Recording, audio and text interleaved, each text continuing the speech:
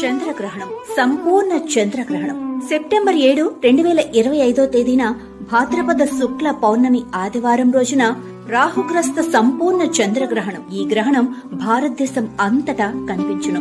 September 7, 2025 ఆదివారం. గ్రహణం ప్రారంభకాలం స్పర్శకాలం రాత్రి 9:56. గ్రహణ మధ్యకాలం రాత్రి 10:59.